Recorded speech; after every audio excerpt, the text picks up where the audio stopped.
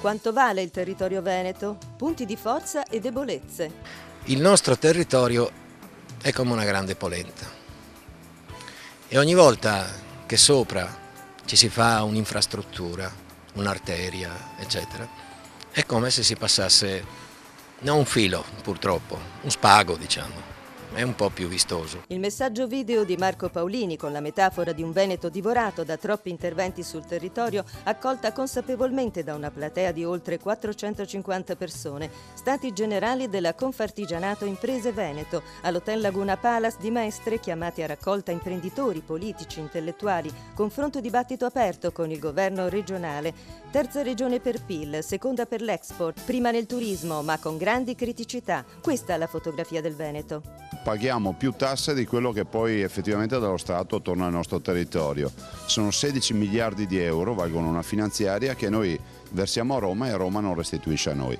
E questo già ci fa capire quale sia il valore del nostro territorio, un territorio delle 600.000 imprese dove l'80% di queste imprese ha meno di 15 dipendenti, quindi un territorio dove il rapporto tra datore di lavoro e lavoratore è un rapporto viscerale, di passione e di condivisione della sfida. Durante il dibattito ha analizzato il rapporto elaborato da Bellati e Quintavalle. Abbiamo fatto proprio l'indagine sulla situazione dell'economia da prima, da quando è entrato l'euro e subito dopo. Noi abbiamo visto che praticamente non c'è stata flessione nel saldo commerciale positivo che la nostra regione ha sempre avuto. Cosa vuol dire questo?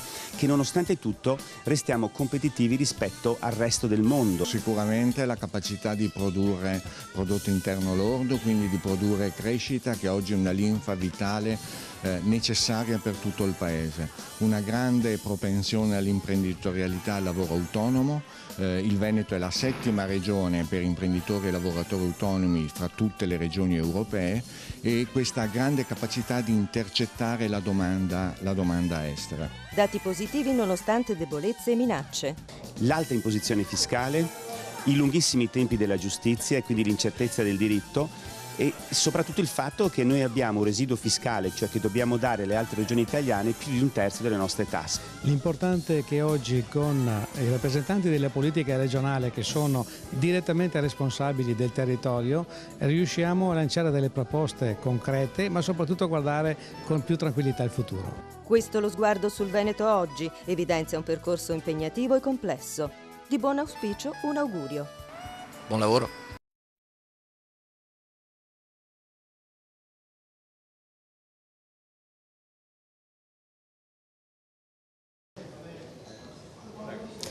Tre, due, uno. Gianangelo Bellati, direttore Unioncamere del Veneto. Quanto vale il territorio veneto? Vale tantissimo perché abbiamo visto che stiamo bene nella graduatoria di coloro che hanno un buon benessere, sia materiale e non solo. Nonostante la crisi, stiamo reagendo abbastanza bene. Evidentemente la crisi è potentissima, quindi ci può travolgere, dobbiamo stare molto attenti. Ma l'altro dato interessante è quello che noi rimaniamo un territorio competitivo nonostante tutto. E perché questo? Abbiamo fatto proprio l'indagine sulla situazione dell'economia da prima, da quando è entrato l'euro e subito dopo. Noi abbiamo visto che praticamente non c'è stata flessione nel saldo commerciale positivo che la nostra regione ha sempre avuto. Cosa vuol dire questo? Che nonostante tutto restiamo competitivi rispetto al resto del mondo. Ecco, nonostante tutto, perché dico nonostante tutto? Perché il problema resta, secondo anche gli osservatori internazionali, ovviamente secondo anche noi che viviamo qui, l'alta imposizione fiscale, i lunghissimi tempi della giustizia e quindi l'incertezza del diritto e soprattutto il fatto che noi abbiamo un residuo fiscale, cioè che dobbiamo dare alle altre regioni italiane più di un terzo delle nostre tasse. Questi elementi qua sono degli elementi che tendono ad essere una zavorra e quindi guardando nel dato complessivo il sistema privato funziona benissimo, il sistema pubblico veneto costa poco, quello che costa molto e fa effetto zavorra è purtroppo ciò che ci viene a costare a livello nazionale. Ci sono delle analisi fatte anche provincia per provincia? Quali caratteristiche hanno le nostre province, positive e negative? Ma diciamo che guardando adesso i dati negli aspetti appunto più attuali, noi vediamo che c'è una situazione di decrescita forte, soprattutto dell'occupazione, sta aumentando la disoccupazione un po' in tutto il Veneto, un pochino meno nelle regioni più deboli che sono Belluno e Rovigo, forse lì la crisi ha già talmente colpito, adesso lì c'è una piccola piccolo ritorno di occupazione, che è uno dei dati poi più importanti che ci sono. Per quanto riguarda l'export invece noi abbiamo tutte le province che sono in una situazione ottima. Bene, direi che ci siamo. Prego. 3, 2, 1. Presidente Zaia, quanto vale il territorio veneto in se stesso ma anche in rapporto con gli altri territori europei? Ma direi che è molto competitivo e soprattutto dobbiamo ricordarlo che il nostro rating equivale a quello della Baviera e delle grandi comunità internazionali. Il problema è che abbiamo un paese che va a 2 velocità e parte del paese sta letteralmente trascinando giù il Veneto e tutto il nord. Ecco, quali sono le potenzialità economiche e possiamo fare anche un'analisi delle varie realtà per quanto riguarda il Veneto? Beh, partirei dal residuo fiscale. Noi paghiamo più tasse di quello che poi effettivamente dallo Stato torna al nostro territorio. Sono 16 miliardi di euro, valgono una finanziaria che noi versiamo a Roma e Roma non restituisce a noi. E questo già ci fa capire quale sia il valore del nostro territorio, un territorio delle 600.000 imprese dove l'80% di queste imprese ha meno di 15 dipendenti, quindi un territorio dove il rapporto tra datore di lavoro e lavoratore è un rapporto viscerale, di passione e di condivisione della sfida. Ecco, oggi agli Stati Generali di Confartigianato naturalmente si parla molto di economia, si parla anche del rapporto lira-euro. L'euro secondo lei ha danneggiato o può avere un valore aggiunto per quanto riguarda il Veneto e l'Italia? Guardi, noi siamo sempre stati euroscettici. Oggi purtroppo non ci possiamo più permettere la fuoriuscita dall'euro, nel senso che i valori che l'euro oggi ha fanno sì che un'eventuale fuoriuscita vorrebbe dire mettere veramente sull'astrico le nostre famiglie. Quindi la vera partita è quella di pensare di fare delle eurozone dedicate, quindi dei paesi in eurozona 1, eurozona 2 e terzo mondo. Grazie. Quanta responsabilità c'è del settore bancario, del fatto che non aumentate l'inflazione? Ecco, possiamo cercare di sintetizzare ovviamente criticità e positività seguendo un po' l'intervento che ha fatto lei. Posso andare? 3, 2, 1. Enrico Quintavalle, Ufficio Studi Confartigianato Imprese. Qual è il valore del territorio veneto?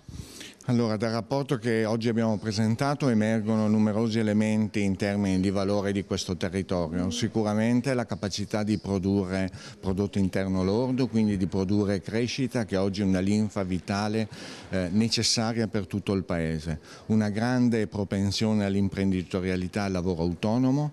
Il Veneto è la 7ª regione per imprenditori e lavoratori autonomi fra tutte le regioni europee e questa grande capacità di intercettare la domanda estera, quindi dati molto positivi dal punto di vista della dinamica delle esportazioni.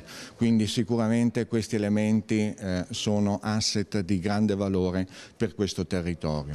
Naturalmente il Veneto sta soffrendo le criticità che si soffrono oggi trasversalmente su tutto il Paese, abbiamo problemi di un elevato debito pubblico, quindi di una fortissima crescita della pressione fiscale.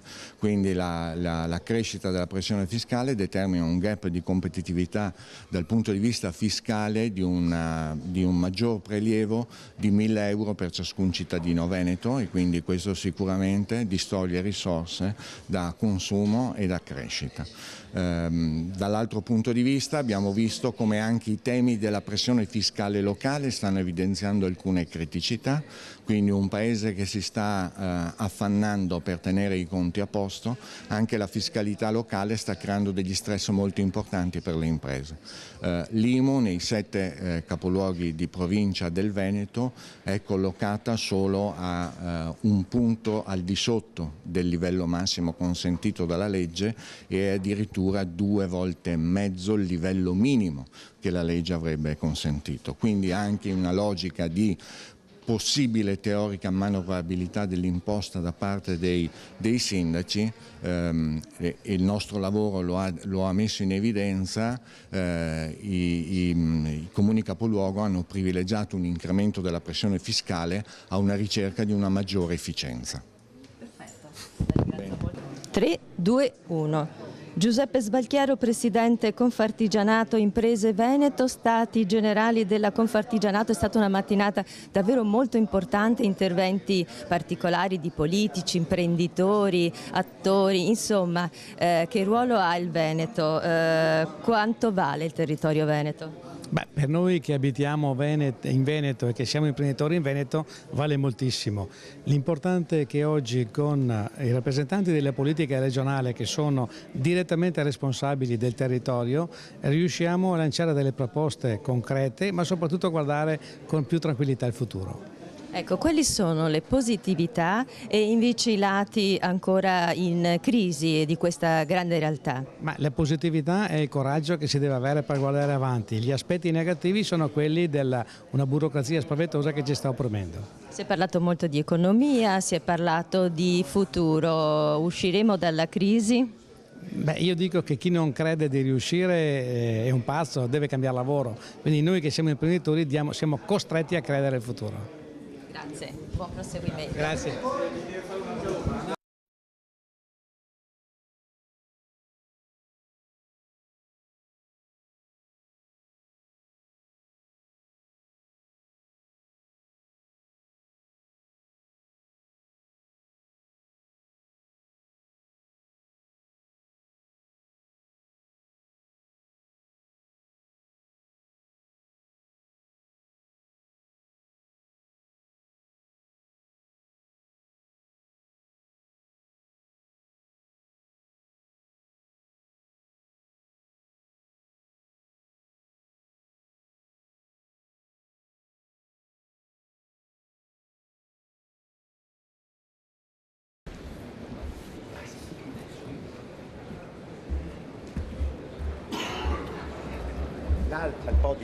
Ci sono anche alcuni ovviamente negativi di quello che è il nostro territorio e quindi inizierei subito con quelli che sono i vari temi che verranno affrontati, verranno spiegati anche, oltre che da sottoscritto, portati dalla ricchezza, l'infrastruttura e la cultura, il benessere e la qualità della vita, il federalismo. Sappiamo che ahimè la situazione non migliorerà e siamo più nella linea. Questo è il dato della produzione industriale che scende. Vorrei far notare che la curva, la linea, quella sotto, è quella che riguarda soprattutto le microimprese dell'euro.